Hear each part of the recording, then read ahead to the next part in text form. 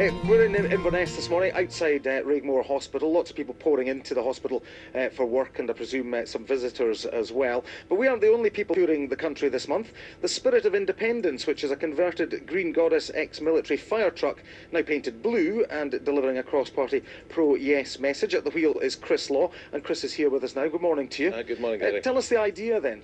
Yeah, it started some months ago. We were fed up hearing it all from politicians. We wanted to hear from grassroots, and also wanted to get a range of organisations' voices, because we had a collective voice, which is how to build a better, fairer Scotland. So we ended up converting this vehicle, because originally it was used for a time of fear rather, in the 50s. It was supposed to carry water to where there'd been a nuclear strike at top speed of 45 miles an hour. And we decided we wanted to make it a vision of hope and convert it into carrying all the material that we had. Right, so you painted it blue. Let's wander over and, yeah, sure. We can have a proper look. Tell us how old she is. She's a very youthful 59 years old. 59, wow, excellent. And how well does she run? Well, she's wonderful, because they were never used, of course. So when we got her, done a grand total of 2,500 miles.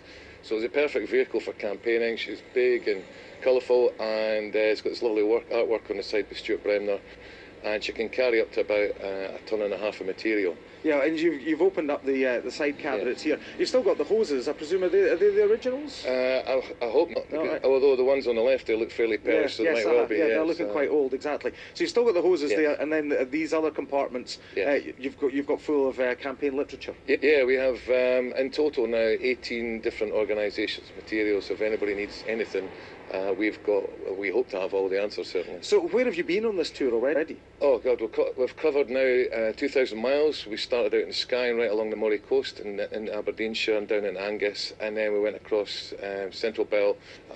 We've been down as far as Dumfries and Kirkcudbright, Edinburgh, Crieff Comrie.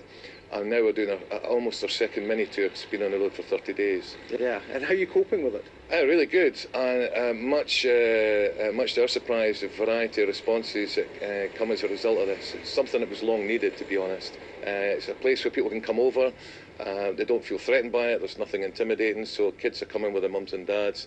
Older people are coming, and it's a talking point, and it's an opening gambit for people that can come over and talk about the truck before they talk politics. Yeah, which is important. And we've been talking this morning about the kind of level of engagement. How have you found that as you've travelled round? Do you know, it accelerates. It's getting to the point now where we turn up in places, we could have 50, 60, 70 people waiting on its arrival.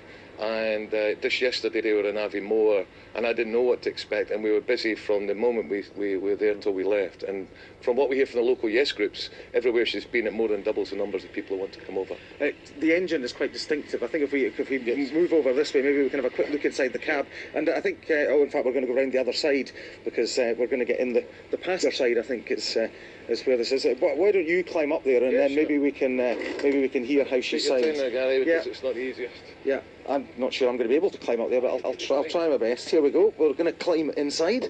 Yeah, a bit of a leap up, and some space in here for a passenger, and actually a bit of a back seat as well. I'll take the back seat, and you can start her up. Does she start quite easily?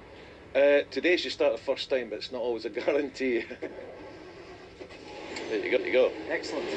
And our engine just sits under here, so we're pretty toasty in here at the best of times. Excellent. Good stuff. Well, look, thank you very much indeed for speaking to us this morning, Chris. It's been a pleasure to speak to you. The time is 11 minutes tonight. From Dundee across the open and right in the Port of Leith, they're going to ask the people, is independence best? I'm thinking Bonnie Scotland, but the answer could be yes.